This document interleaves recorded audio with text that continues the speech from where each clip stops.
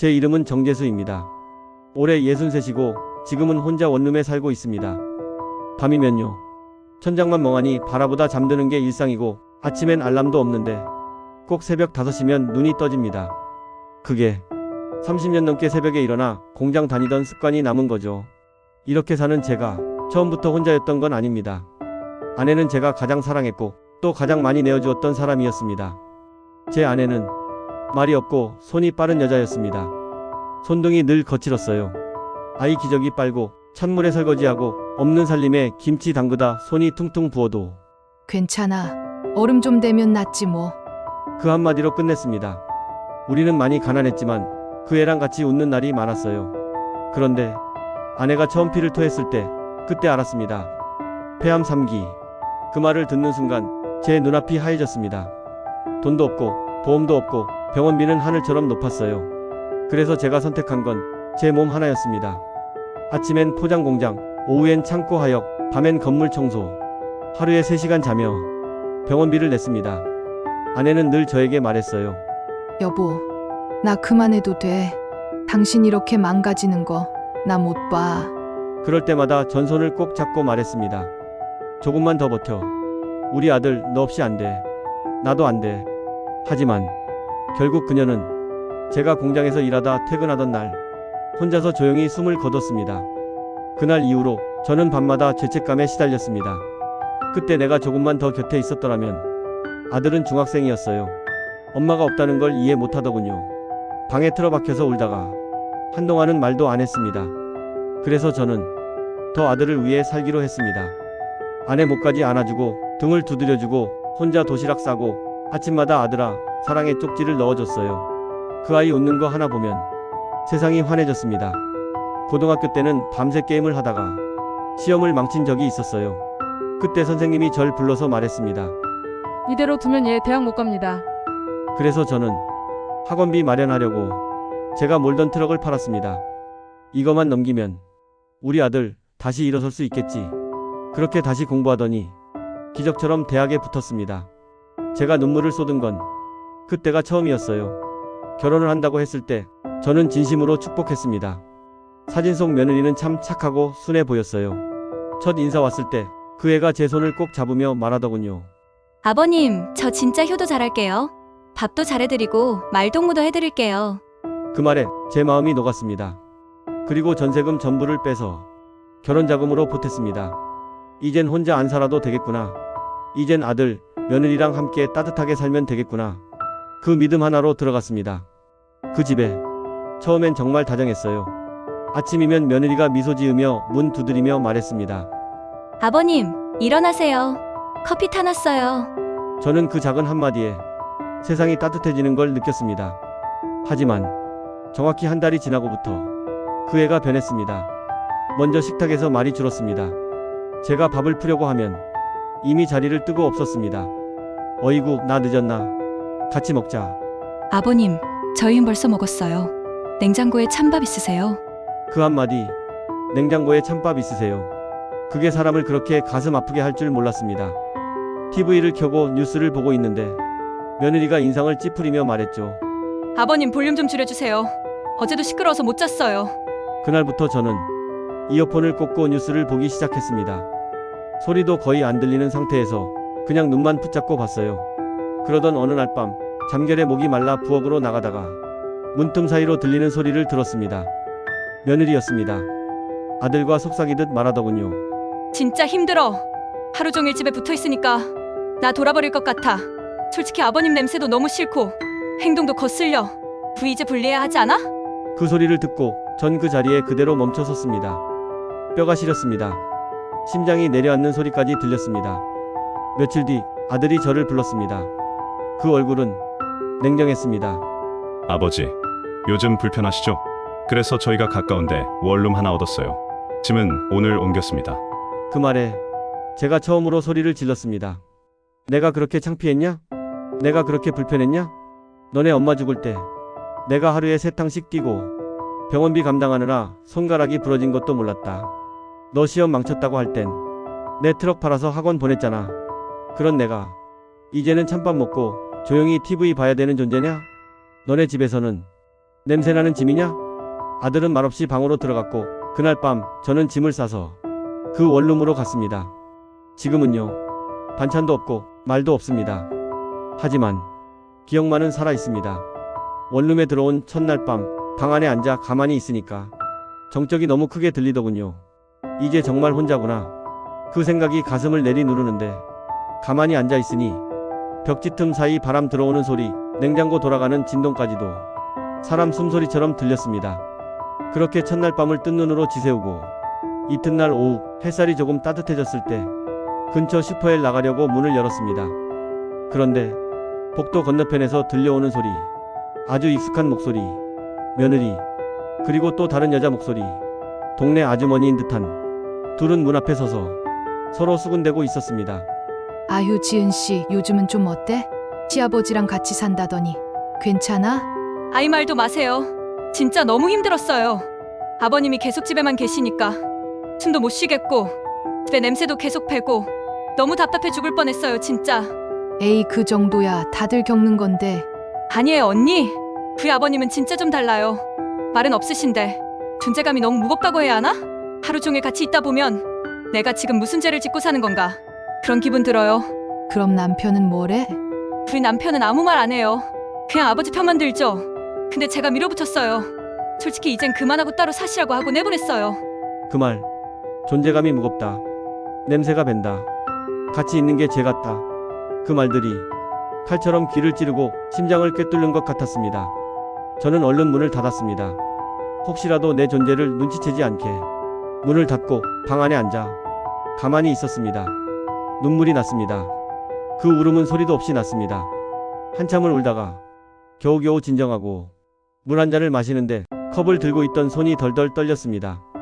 그날 저녁 밥이 넘어가지 않더군요. 고작 그런 말 한마디에 이렇게까지 아플 수 있다는 게 억울하면서도 슬펐습니다. 며칠 후 마트 앞 벤치에 앉아 햇볕 좀 쬐고 있었는데 우연히 아들을 봤습니다. 며느리랑 같이 오더군요.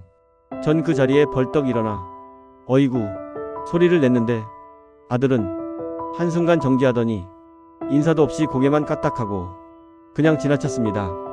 며느리는 아예 제 쪽을 보지도 않았습니다. 그날 밤 잠을 청하려고 누웠는데 숨이 막히더군요. 내가 정말 그렇게 짐인가? 사람 하나가 이렇게 미움받을 일인가? 그 생각에 가슴이 답답해서 밖에 나가 한참을 걸었습니다.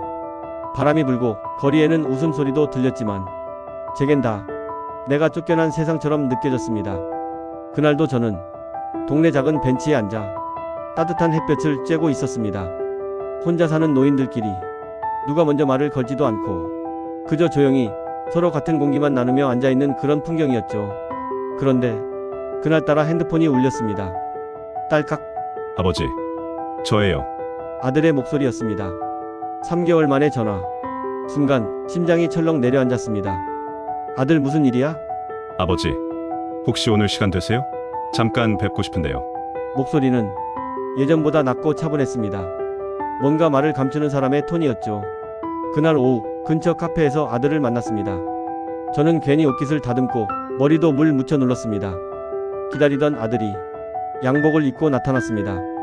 양복이라니 무슨 일이 있다는 직감이 들더군요.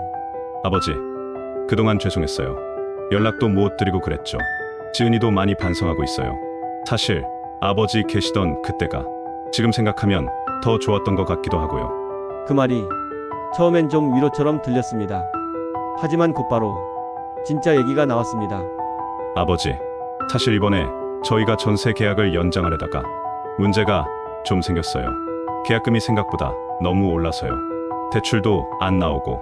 그래서 말인데 아버지 앞으로 집을 하나 전세로 구해서 저희가 같이 들어가는 건 어떨까요? 그 순간 모든 퍼즐이 맞춰졌습니다. 아버지 앞으로 전세, 같이 살자, 대출은 안 나오고. 이게 무슨 말입니까? 이건 함께 살자가 아니라 당신 명의를 이용하겠다는 말 아닙니까? 저는 묻지도 따지지도 않았습니다. 그저 조용히 커피를 한 모금 마시고 그 아이를 바라봤습니다. 너 그때 기억나니? 내가 그렇게 창피했냐고 물었을 때 넌 아무 말도 안 하고 방에 들어갔잖아. 그건 아버지, 그땐 제가 어렸죠. 이젠 아버지 명예 필요하니까 다시 와서 같이 살자고 하는 거냐? 아버지, 그런 뜻 아니에요. 같이 살면 좋은 거고 우리도 편하고. 그래. 너희는 편하겠지. 그날 저는 처음으로 아들 앞에서 자리에서 조용히 일어났습니다. 지갑에서 10,000원 한 장 꺼내 테이블에 내려놓고 말했습니다. 이건 내 커피 값이다. 부탁 좀 하자. 다음부턴 그냥 편하게 살자. 이런 거 말고. 그리고 그날 밤 혼자 돌아온 원룸에서 저는 또 며칠을 알았습니다. 사랑했던 아들이 이제는 계산기 두드리는 사람이 되어 있었다는 사실이 더 아팠습니다. 며칠 전 카페에서 아들과 헤어지고 저는 다시는 그 애들과 엮이지 않기로 다짐했었습니다. 그런데 일주일 뒤 며느리가 직접 저를 찾아왔습니다. 원룸 문을 두드리는 소리가 들렸습니다. 낯선 소리였어요. 요즘은 택배도 벨만 누르고 가거든요. 조심스럽게 문을 열었는데 그 애가 서 있었습니다. 며느리 지은이. 아버님, 덕 늦게 왔죠? 그동안 무례하게 굴어서 죄송했어요. 그 애가 눈물을 글썽이며 허리를 90도로 꺾는 겁니다. 저 진심이에요. 다시 아버님이랑 같이 살고 싶어요. 정말 잘해드릴게요. 밥도 같이 먹고 산책도 다니고 제가 많이 반성했어요. 그 말을 듣는데 이상하게 가슴이 뛰지 않았습니다. 기분 좋은 설렘이 아니라 뭔가 찝찝한 기분. 저는 조심스럽게 물었습니다. 지은아, 갑자기 왜 그래? 무슨 일 있어? 그 애는 고개를 떨구고 대답했습니다. 아버님이 안 계시니까 우리 너무 허전했어요. 남편도 요즘 마음이 많이 불편해하고요. 저희 다시 가족처럼 지내고 싶어요. 순간 그 눈빛이 예전처럼 해맑지 않았습니다. 어딘가 억지로 짠 듯한 말, 연극처럼 정리된 문장, 그리고 너무 매끄러운 흐름. 전 직감했습니다. 이건 진심이 아니다. 하지만 그날 밤 그 애가 문 앞에 도시락을 두고 간 걸 보고 마음 한켠이 흔들렸습니다. 아버님 드시라고 했어요. 입맛 없으실까 봐 순한 반찬으로 했어요. 그 문자를 읽는데 손이 떨리더군요. 아내가 살아있던 시절 그 사람이 싸주던 도시락이 생각났습니다. 그리고 며칠 뒤 아들이 전화를 했습니다. 아버지, 지은이 그날 이후 진짜 많이 달라졌어요. 다시 우리랑 같이 지내요. 이번엔 진짜 잘해드릴게요. 그렇게 다시 그 집에 들어가기로 했습니다. 짐도 별로 없었고 몸만 가면 되는 일이었죠. 그날 며느리는 저를 맞이하며 따뜻한 미소를 지었습니다. 아버님, 이제 진짜 가족처럼 지내요. 그렇게 며칠이 흘렀습니다. 아침마다 밥상 차려주고 산책도 함께 나가고 마치 옛날 드라마처럼 훈훈한 풍경. 정말 나를 다시 받아들였나? 아직 늦지 않았나? 그런 생각이 들 무렵 그날 밤 화장실 가려고 거실을 지나가던 중 며느리와 아들의 대화를 듣게 되었습니다. 그럼 다음 주에 등기소 가면 되는 거야? 응. 아버지 명의로 대출은 어렵지 않을 거야. 연세도 되시고 신용도 깨끗하니까. 근데 아버님 혹시라도 눈치채시면 어쩌지? 걱정 마. 요즘 순해지셨어. 그냥 고맙다고 하실걸? 순간 숨이 턱 막혔습니다. 내가 다시 돌아온 이유, 진심이 아니라 명예 때문이었습니다. 그 애들의 눈엔 나는 지금도 여전히 수단이었습니다. 다음 날 저는 조용히 새벽에 일어나 그 집을 떠났습니다. 식탁 위에 종이 한 장만 남겼습니다. 사람은 2번 속아도 3번은 스스로 속는 거다. 더 이상 나는 너희 가족이 아니다. 지금 저는 다시 원룸으로 돌아왔습니다. 혼자 먹는 밥도 혼자 보는 TV도 예전보다 훨씬 낫습니다. 왜냐하면 이제는 속지 않으니까요. 그날도 원룸에서 혼자 밥을 먹고 TV를 보며 졸다가 잠깐 눈을 붙였는데요. 새벽 2시쯤 갑자기 왼쪽 가슴이 쥐어짜는 것처럼 아팠습니다. 손끝은 저리기 시작하고 식은땀이 줄줄 흘렀습니다. 이거 심장이다. 입이 마르고 전화기까지 손이 잘 안 가더군요. 기적적으로 119를 눌렀고 눈앞이 흐릿해지는 가운데 구급대원이 들어오는 소리가 마지막으로 들렸습니다. 눈을 떴을 땐 병원 응급실이었습니다. 산소 마스크를 쓰고 있었고 팔엔 주사 바늘이 꽂혀 있었죠. 그런데 누군가 제 옆에 서 있었습니다. 아들, 그리고 며느리. 아버님, 괜찮으세요? 정말 죄송해요. 우리가 그동안 너무 못했어요. 며느리는 눈물을 흘리며 제 손을 붙잡았습니다. 그 손길이 잠깐 따뜻하더군요. 그 순간 저는 또 한 번 흔들렸습니다. 그래도 내 아들 내외고 저 아이도 내 가족이었는데 사람은 변할 수 있겠지. 그렇게 믿고 싶었습니다. 며칠 후 입원실에서 간단한 검사 결과가 나왔습니다. 큰 위기는 넘겼고 며칠 더 쉬면 퇴원 가능하다고 하더군요. 그 소식을 들은 아들은 자리에서 일어나 이렇게 말했습니다. 아버지, 퇴원하시면 저희랑 다시 같이 지내요. 이번엔 진짜 잘할게요. 며느리도 고개를 끄덕이며 말했습니다. 아버님도 이젠 혼자 계시면 안 돼요. 저희가 모실게요. 그날 밤 저는 창밖을 보며 결정을 망설이고 있었습니다. 그런데 그날 새벽 병실 문이 살짝 열리며 이상한 대화가 들렸습니다. 당신 아버지 상태 좀 심각하긴 하다. 그러니까 지금이 기회라니까. 명예 넘기는 거랑 보험 이야기 마무리하고. 그럼 이번 주 안에 공증받고. 병원비는 우리가 부담했다고 정리하면 깔끔하잖아. 숨이 멎는 줄 알았습니다. 다시 또 이번엔 병원 침대 위에 누워있는 노인을 앞에 두고도 그들은 서류와 이익을 말하고 있었습니다. 그 순간 저는 마음속에서 뭔가 딱 하고 끊어지는 소리를 들었습니다. 다음 날 아침 의사 선생님에게 요청했습니다. 퇴원하면 바로 요양원으로 들어가겠습니다. 며느리와 아들은 놀라서 말했습니다. 아버지, 무슨 말씀이세요? 오히려 모실게요. 저는 조용히 대답했습니다. 이제 내가 나를 지키고 싶다. 너희가 가족이라고 말하던 그 시간들, 그 안에 나는 없었다. 그날 저는 병원을 나와 작은 지방 요양병원에 들어갔습니다. 한적하고 조용한 곳, 밥은 그저 그렇지만 마음은 평화롭습니다. 어느 날 병원 벽면에 붙은 액자 하나가 눈에 들어왔습니다. 가장 가까운 사람에게 받은 상처는 가장 멀리서 아물어야 한다. 그 문장을 보고 저는 처음으로 웃었습니다. 그렇게 저는 요양병원에서 혼자 시간을 보냈습니다. 그런데 선명했던 기억들이 점차 희미해져 가네요. 제 인생이 주마등처럼 스쳐갑니다.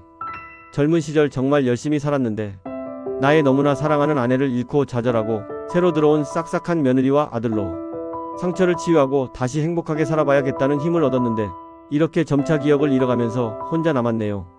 그러던 어느 날 아들 녀석이 저를 찾아왔습니다. 그래도 내 피부치 아들이기에 밉지만 반갑기도 했는데요. 그 녀석이 저의 상태를 알았던 것 같습니다. 아버지, 기억을 잃어간다는 게 사실이세요? 제가 잘못했어요. 정말 제가 잘못했어요. 저랑 살아요. 그 녀석 고맙기도 하고 한편으로는 의심의 눈초리를 거둘 수는 없었습니다. 그리고 그 녀석이 말을 이어가더군요. 사실 제가 경제적으로 많이 어려웠어요. 지은이에게 많이 재촉을 당하기도 하고요. 돈을 우선적으로 생각할 수밖에 없는 상황이었어요. 근데 이렇게 아버지마저 어머니처럼 가실 수도 있다고 생각하니 너무 마음이 무너지더라고요. 이런 얘기 나 뜨거워서 하지 못했는데 제가 자랄 때 아버지가 저 때문에 고생하신 거 잘 알아요. 나중에 언젠가는 아버지께 잘해드리려고 생각했는데 너무 늦은 것 같아서 마음이 미어집니다. 진심을 들은 제가 한참을 생각해 보았습니다. 그래, 사실 나에겐 내 엄마와 너밖에 없었다. 프레스기에 지시겨 팔이 부러지고 피범벅이 되어도 새벽부터 저녁까지 일하면서도 우리 가족이 하고 싶은 거 하면서 사는 게 내 행복이었어. 내 엄마가 그렇게 떠나고 이제 너만 잘 키워야겠다는 생각뿐이었지. 너도 참 외로웠을 거야. 지금 내가 이렇게 외로워 보니 그때의 너를 이해하겠구나. 나를 데려가고 싶다고 하니 고맙긴 하다만 너도 며느리 눈치 보일 것이고 나는 여기서 살다가 하늘이 부르면 가겠다. 대신 내가 시간 날 때 종종 찾아와주면 좋겠구나. 사랑하는 내 아들, 내 아들은 보고 싶구나. 이렇게 대화를 마쳤습니다. 그렇죠. 역시 내 아들입니다. 남편으로서 아내의 불만을 받아줄 수밖에 없었겠죠. 저도 한때 남편이었던 사람으로서 이해합니다. 여기서 저는 외롭지만 남은 여생을 살아가야겠습니다. 저를 기다리는 사람이 있으니 그 전까지 최대한 행복하다고 생각하고 기쁘게 가야겠습니다. 제 이야기를 들어주셔서 감사합니다.